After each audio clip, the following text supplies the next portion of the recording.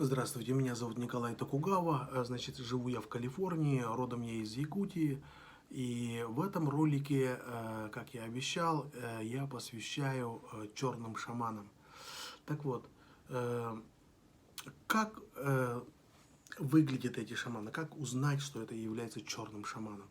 Во-первых, черные шаманы, они одеваются во все кожаное, то есть у них кожаные плащи. И на спине у них много металлических деталей. Это колокольчики или другие штуки. Колокольчики бывают либо большие, либо маленькие, но их там много. То есть одежда у них довольно тяжелая. Значит, и у них есть бубны. По-якутски это называется дюнгюрь. По-другому шаманы их называют конями. Так вот, сам ритуал, который проводит черный шаман, это бывает ближе к закату, либо вообще ночью. Те, которые участвовали в моменте камлания, вообще-то в якутской традиции это не называется камланием, это называется кырар, от слова кыр, то есть в момент, когда они ломают реальность, то есть когда они прорываются в другие мира. Процесс это довольно страшный. Те, которые там участвовали, они говорят, что это вообще жуткая картина.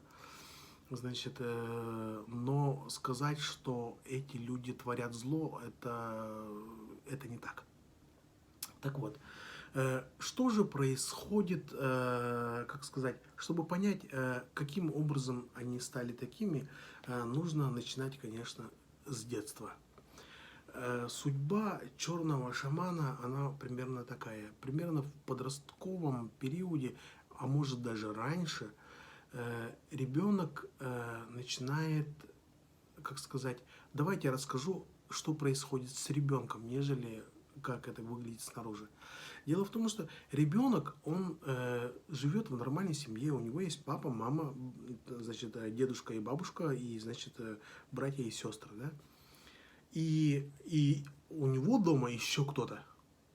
И он воспринимает, ребенок же, он не может понять, для него все новое, и он как бы не спрашивает, что происходит, типа, что является реальным, что не является для ребенка реальным.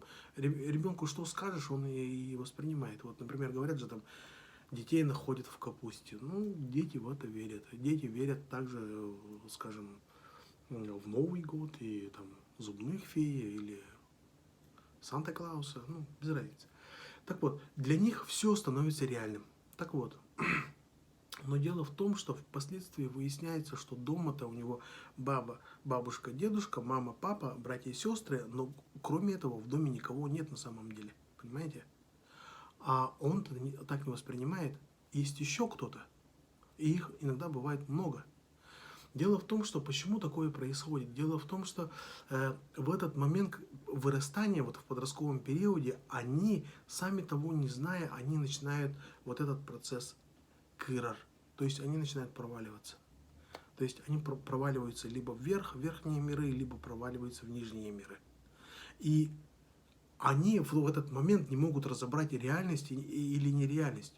Это очень похоже на шизофрению, но представляете, как ребенок устает. Он не понимает, что происходит. Эти говорят, что этих нет, эти говорят, что эти врут. И дело в том, что если АИ, они видят мальчик, который появляется, то исчезает в верхнем мире, они как бы не особо придают к этому большое значение. Они так могут погладить, сказать, ну, так какой хороший мальчик, удачи. Так вот, очень часто дети проваливаются в нижний мир. То есть он вышел из себя и просто провалился в нижний мир на одну или на две ступени.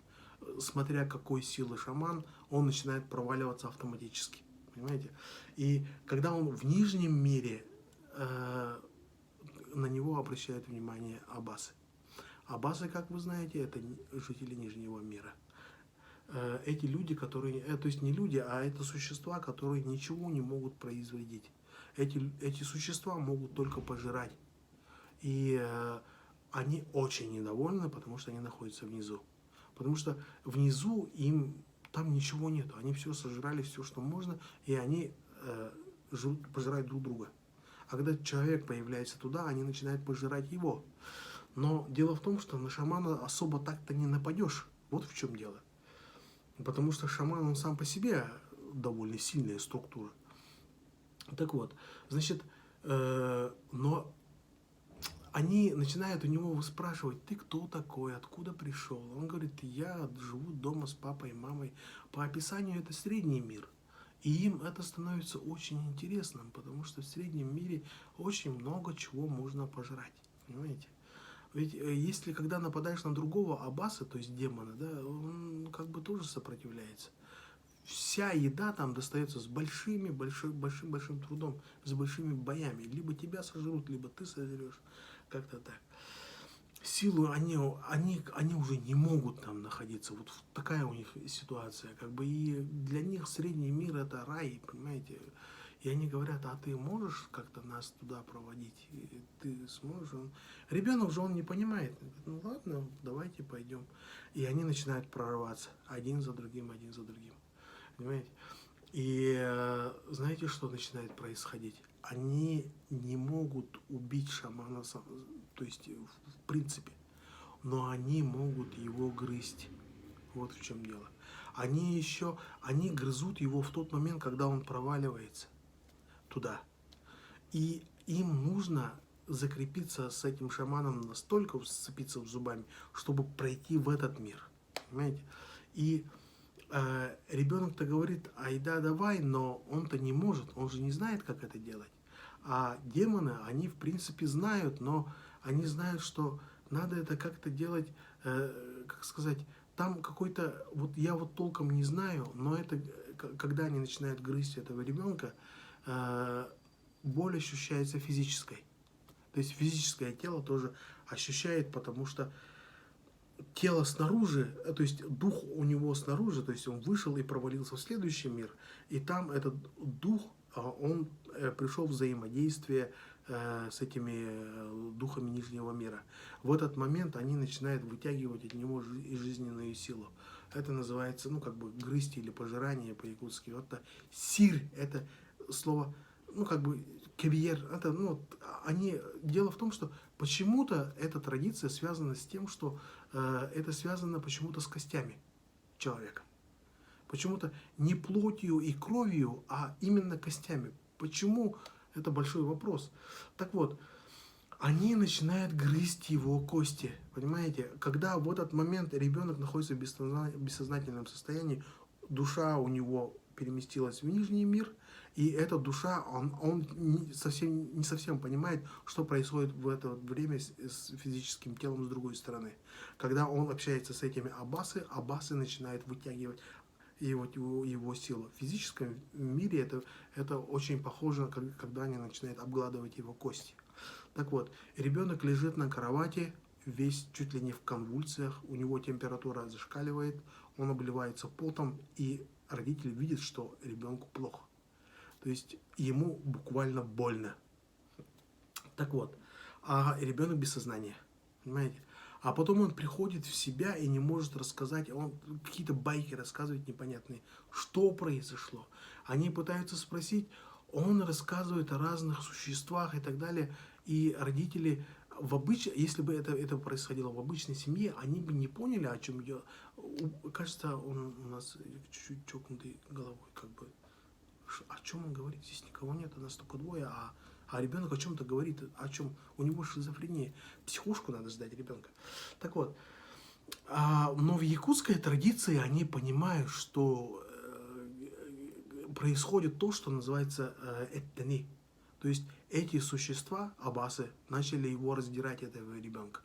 Понимаете? И тут самая главная ситуация. Я слышал об легендах о том, что если этих аббасов соберется достаточное количество, сколько костей в этом ребенке, то он станет рабом этих аббасов. И он будет служителем злых духов. Это называется по-другому крыстах оюн. Это, как сказать, вообще-то это злобный этот шаман, либо это проклятый шаман. Это душа его, как говорится, через его глаза смотрят демона. Вообще считается у человека около 200 костей. Понимаете? И значит, этих аббасы, злых духов, собралось около 200. И как только это прошло, и он стал этим слугой злых духов, в этот момент они перестают его трогать. Болезнь полностью проходит. Но они всегда будут брать цену кровью. Дело в том, что они работают как фрилансеры. Они не подчиняются шаману. Шаман подчиняется им. И они всегда берут цену.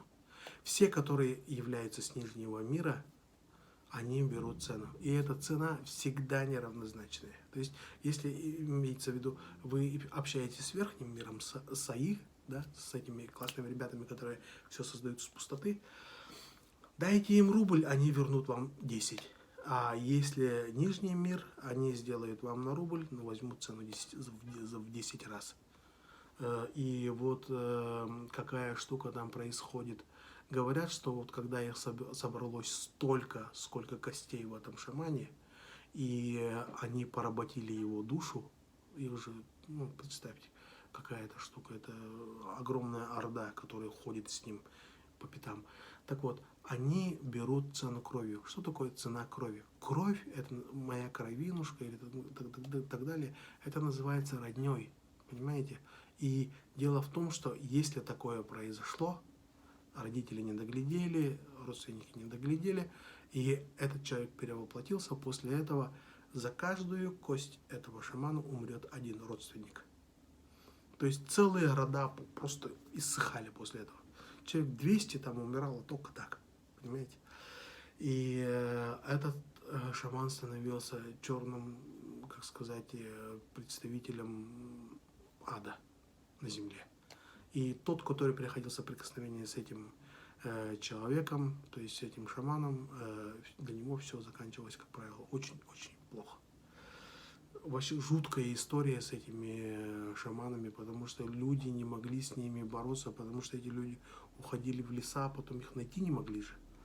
Они проклинали места, они, это как бы что-то вроде капитана корабля, что ли, они становились. То есть черный, и у него целая армия вот этих бесов у него. И он шляется по этим лесам, и есть дом у него где-то в тайге, но его найти невозможно. И он пожирает там кучу людей, скота и так далее. Это просто демон, короче. И люди ждали, пока умрет его физическое тело. Потому что только так он теряет связь с этим миром. И как только умер, люди идут туда, находят его и, значит, закапывают в землю. Это тоже традиция, закапывать землю лицом вниз, чтобы он больше никогда не слышал. И это место называется тоже проклятым местом, и туда больше никто никогда не заходит. Так вот, но так происходило очень редко, и так происходило только у невежественных людей, которые вообще не ведали, что такое шаманская болезнь. То есть, вот. Но обычно в якутских семьях такое замечают, что ребенок начал бредить, он говорит какие-то несвязанные вещи. Когда он засыпает, у него начинается просто физическая боль, ребенок не в сознании. Они понимают, что это возможно, это шаманская болезнь. И это перед нами черный шаман. И они зовут другого черного шамана. Они бегут туда и говорят, вот у нашего ребенка такая вот штука происходит. Понять не можем. Врачей звали, врачи говорят, что лучше психушку его сдать, наверное. А психушку такого ребенка сдавать вообще нельзя. Так вот, приходит, этот черный шаман, видит этого ребенка, и он сам тоже проваливается, прорубает просто реальности, уходит туда в ад, берет этого ребенка и говорит, давай пойдем, я тебе покажу, как это все устроено. Он говорит, вот твой папа и мама, это реальные люди. Бабушка, дедушка, это реальные люди. Вот эти братья и сестры твои реальные люди. Вот это реально. А вот это нереально. Учись это контролировать. А вот этих вообще вот пинками нужно выгнать, вот этих. А вот эти чуваки, они очень сильные, лучше с ними договориться. Давай так, я сделаю тебе услугу, я договорюсь с ними, чтобы они тебя больше не трогали. И вот. Те, которые мелкие духи, мелкие аббасы, шаман их прогоняет сразу. А вот большие аббасы, большие демоны, с ними довольно сложно. И шаман, черный шаман, всегда лучше прибегать к дипломатии. То есть он руками создает что-то, влаживает в эту, вот эту маленькую игрушку что-то особенное. Чаще всего это какой-то ичи, и дарит это аббасы. Аббасы, демон, когда это видит, он говорит, ну ни хрена себе такая штука, сколько у него энергии. Ты уверен, что ты хочешь обменять вот это на вот этого мальчика? Шаман говорит, не вопрос, бери. Договорились? Не вопрос. И эти демоны отстают от него. И шаманская болезнь, она проходит. То есть терзать этого ребенка шаманы перестают. И шаман начинает его обучать. Говорит, вот это реальный мир, вот это ты провалился, давай вернись, учись контролировать, учись понимать, что как выглядит вот этот мир, ты видишь вот этот мир, о, классно, а теперь давай пройдем в следующий мир. Вот, видишь, как выглядит вот этот мир. Вот есть нормальные люди вот в среднем мире, а вот в нижнем мире вот эти аббасы, запомни их. Вот. С этими лучше вообще не бороться, потому что они чрезвычайно могущественные, от этих лучше откупаться или там договариваться с ними, а вот этих бить за шею, чтобы они тебе вообще не лезли. Вот. А теперь давай переместимся наверх, АИ. Вот видишь, вот эти ребята, это АИ, это духи верхнего мира, они добрые, хорошие. Ты можешь всегда им служить в чем-то. Если ты сделаешь для них что-то вот такое хорошее, они тебе отплатят в десятерню за это. Понял? Понял. И дело в том, что вот этот ритуал называется посвящением, когда шамана, одного маленького шамана, который имеет огромные силы, но не умеет контролировать свою силу и не может различить добра от зла, в этот момент другой шаман просто ему показывает, что, то есть ориентирует человека. В самом начале, на самом деле, этот процесс обучения шамана, это не как, скажем, в Шаолиньском монастыре, там берут ребенка и где-то вот к 30-40 годам человек обучился. Нет, такого нет. И даже это не университетское образование, которое занимает 5 лет. На самом деле это занимает несколько месяцев, ну, там, от максимум, наверное, год, и чтобы ребенок сориентировался, а потом уже ребенок начинает сам понимать, что к чему. Так вот, как вы поняли, значит, черный шаман – это человек, который путешествует. То есть он с детства, у него такой дар переходить с одного мира в другой, с этого мира еще в другой. Чем сильнее шаман, значит, тем глубже он может уходить. То есть на 7-е дно ада может пройти, то есть нижних миров, и, значит, наверх он может уйти на 7 небес, то есть 7 верхних миров. Общается он там со многими духами, то есть и с аббасы общается, и, значит, с АИ общается. Так вот, дальше что происходит? Дело в том, что шаман начинает общаться с такими людьми, называются дарханы. Как-нибудь я расскажу, кто такие дарханы. Дарханы, они создают вот эти бубенчики на спине этого шамана, на кожаной. Дело в том, что якутские шаманы, они почти металлические. То есть у них большая связь с металлом. У них на спине очень много разных бубенчиков. Каждый бубенчик, он оплот огромной силы. Тот, что делает дархан. Дархан влаживает туда какую-то определенную силу или в момент... Но дело в том, что шаман почему-то не участвует. Мог бы и шаман сам участвовать в создании вот этих бубенчиков на спине, но почему-то этого не происходит. Это делают именно дарханы. Так вот, но шаман делает заказ. То есть я хочу, чтобы вот это было, и это было. Так вот, значит, шаман, он также имеет, как и белые шаманы, 3 возможные влияния на человека. Он может лечить разум, тело и дух тоже. И может выравнивать душу. Но дело в том, что если белые шаманы полностью эксперты в этом деле, черные шаманы эксперты в другом. Дело в том, что есть 3 вещи, которые я не знаю, и которые никто не знает, кроме самих шаманов. Дело в том, что идет речь о каких-то раскаленных цепях. Что это? Но в якутской традиции этого никто не знает. И знают только якутские шаманы. Никто их из ныне живущих людей не видел, кроме самих шаманов. Эти раскаленные цепи существуют как бы в том мире, в котором мы, обычные люди, не видим. То есть они не материальные и они не сделаны дарханами. Так вот, этими цепями они каким-то образом делают вторую вещь, которую я тоже не понимаю и никто об этом не знает. Они порабощают злых духов, то есть этих аббасы.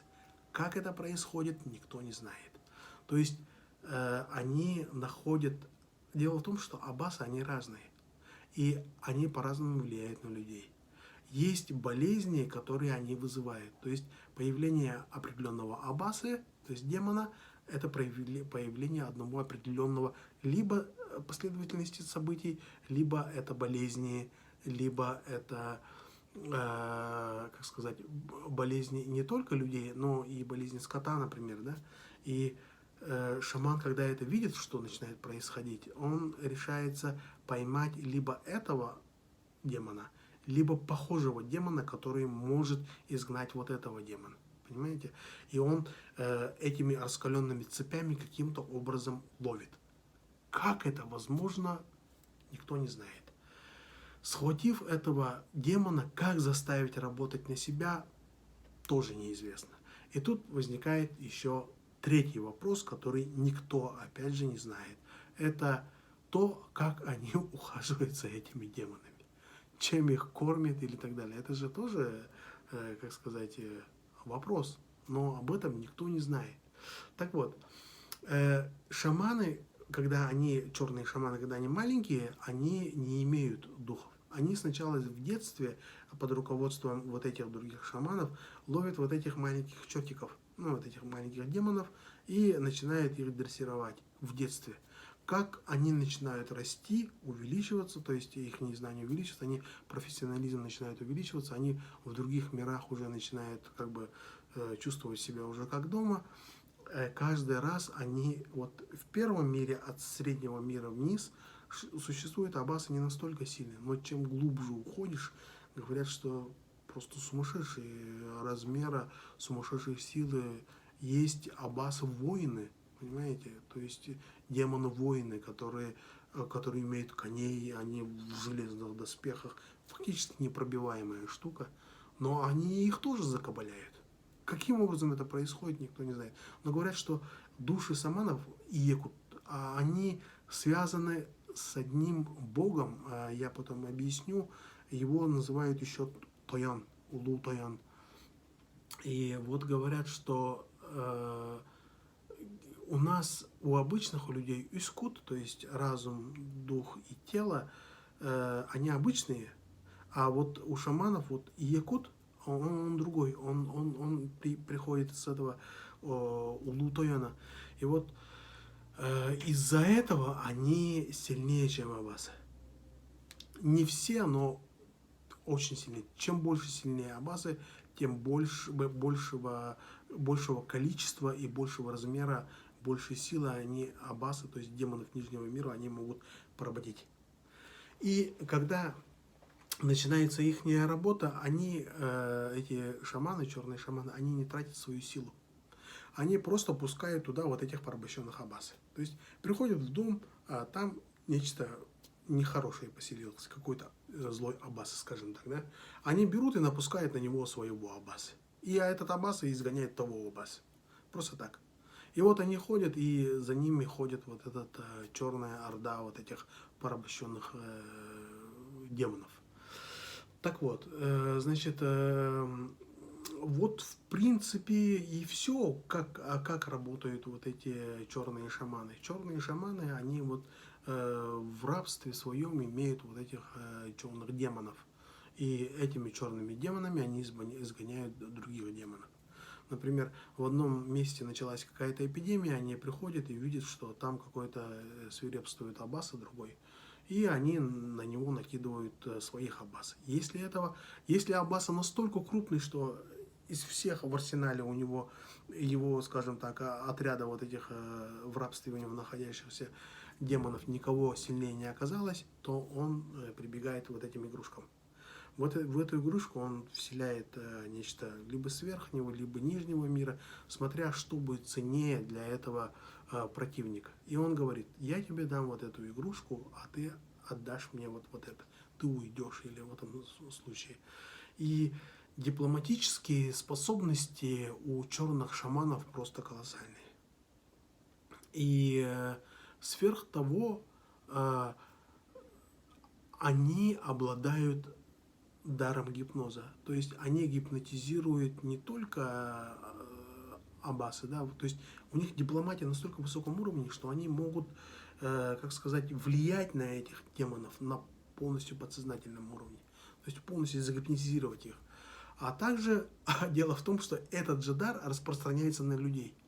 Очень часто было, например, вот в 17-е годы, во время революции, когда вот расстреливали шаманов, дело в том, что шаманы это же тоже как трава. То есть шаманы послабее, их больше, есть средние шаманы, их меньше, а есть великие шаманы, их очень-очень мало. Так вот, слабых, ну, какой человек выдержит выстрел в грудь из трехлинейки? Ну, хоть 100 раз шаман, но он же не выдержит. Так вот, была история о великом шамане, значит, за которым послали двоих красноармейцев, чтобы, ну, массовые расстрелы тогда были, чтобы они его привезли.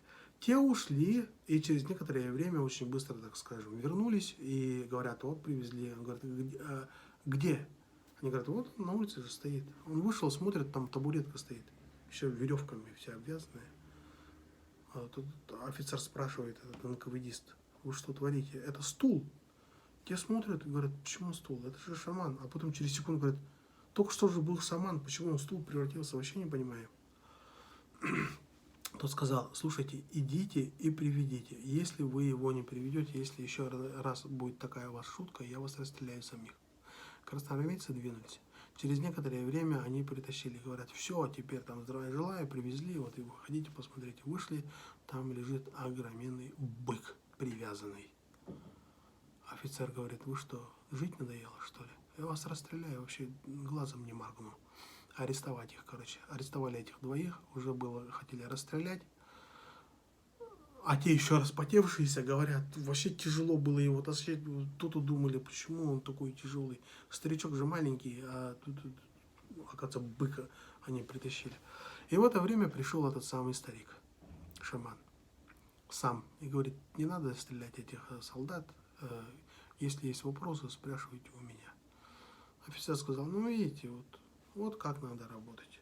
Поставил старика значит, там, где у врага, где расстреливали этих шаманов, вытащил пистолет, прицелился в этого шамана, постоял, потом засунул пистолет в карман и сказал, иди, старик, откуда пришел, и больше мы тебя беспокоить не будем, главное, нас не беспокой, просто живи там, больше не появляйся, короче. И старик ушел.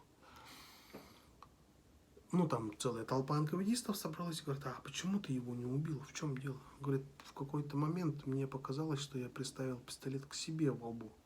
И, то есть, в голову. И я не мог понять, эти двое пацанов-то, они вряд ли врали. Они же видели табуретку, то есть видели шамана, привязали табуретку. Во второй раз они быка это сделали. А мне кажется, что я приставил пистолет к себе в голове, но я не мог выстрелить. Я просто не знал, где из этой ситуации правда. Поэтому лучше от греха его отпустил. А что мне оставалось делать? И этот старик прожил всю свою жизнь нормально.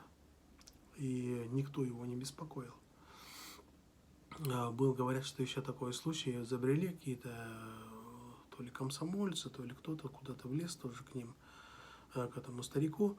Значит, шаманы, да, и они попросили, типа, зашли и сказали, ну вот гости пришли, не угостишь нас чем? Он говорит, да вот из ваших продразверсток у меня дома-то не особо чего есть, потому что люди ко мне уже ничего давно не носят. Живу сам, но накормить я вас, конечно, для вас мясо найдется. Взял топор, положил свою ногу и просто отрубил его ниже колена и сказал своей жене, приготовишь ребятам. Жена такая взяла, ну, конечно, и начала разделывать его ногу. Ну, конечно, солдат от такого вида, то есть этих комсомольцев от этого вида их просто вырвало, и они убежали. И сказали, там в деревню прибежали, этот старик сумасшедший, он себе ногу топором отрубил. Потом впоследствии видели этого старика, сказали: вы что-то шутите, он на двух ногах нормально ходил. Они сказали: ну вот мы все втроем реально видели, что вот такая штука была. Значит, было и вот другие истории, например, тоже про того шамана. Значит, пришел тот шаман, и, ну, это уже было, когда он был глубоким стариком, и люди сказали: можешь нам, ты же говорят, что там ты великий чародей, показать нам то, что вот, ну, чтобы нас удивило. И парень сказал: ну, не знаю, сделаю что-нибудь. И когда сделаю, тогда и увидите. Значит, и тут, короче, ну, еду для него, ну, по якутским традициям, он же гость там, а хлеба не было. И сказали мальчишке: сбегай к соседям, ну, как в советское времена, сбегай к соседям, принеси хлеба, там, попроси у них там или буханку хлеба, там, у нас шаман гость, давай. Мальчик выбежал, через некоторое время стук в дверь. Открывает, стоит мальчик, говорит: здрасте, у вас хлеба нету. Говорит: сынок, мы же тебя послали к соседям, ты почему стучишься в свой дом? Это же так же нельзя. Мальчик говорит: какая-то чертовщина, я точно дошел до соседей, постучался к соседям в двери, а дверь открывается, и внутренности я вижу, что я к себе домой пришел. Говорит: просто странности, и убежал, короче. Через некоторое время опять стук в дверь. Дверь открывает, мальчик стоит. И говорит: у вас хлеба нету. Говорит: я уже второй раз сюда попадаю, что ли. Говорит: беги к соседям. Он побегает, стук опять в дверь. Дверь открывается, стоит мальчик, чуть ли уже не плачет. И говорит: я не знаю, что происходит. Я иду к соседям, стучу, дверь открывается, ты стоишь, говорит. Говорит: ладно, они уже поняли, что это шаман играет. И говорят: мальчик, то есть сынок, иди еще раз, и на этот раз точно придешь. Мальчик побежал, дверь закрыли, и мальчик убежал. Начали в окно смотреть. Оказалось, мальчик бегает вокруг дома. То есть выбегает из дома, делает круг вокруг своего дома, приходит, начинает стучать. Дверь открывается, стоит плачущий мальчик. И говорят шаману: ну, хватит уже этого ребенка мучить, пускай он пойдет уже. Мальчик говорит: я уже никуда не пойду. Ну, нифига себе, что происходит. В конце концов, один из взрослых уже сходил, но мальчик уже там, пришлось этому шаману, значит, успокаивать ребенка, что вот это была какая-то добрая шутка. Значит, вот такие вот дела. Вот что, в принципе, значит, о великих шаманах, то есть черных шаманах, такие есть, существуют рассказы. Значит, о Кутруксутах я рассказывал, что когда вот эти черные шаманы начинают путешествовать по мирам, во время Кырар, когда они проламывают реальность и переходят в другие миры, сзади у них за кожаные ремни держится вот этот Кутруксут. И он путешествует с ними вместе. Это одна из фантастических штук, конечно. Как это происходит? Провести с собой человека в другие мира. Как это происходит, опять же, остается большим секретом, это знают только сами шаманы. Мы, обычные люди, об этом ничего не знаем. Так что подписывайтесь на мой канал. Значит, если я доберусь до 1000, я куплю себе музыкальное оборудование и буду исполнять для вас якутские песни. Вполне возможно, я даже начну писать. Спасибо.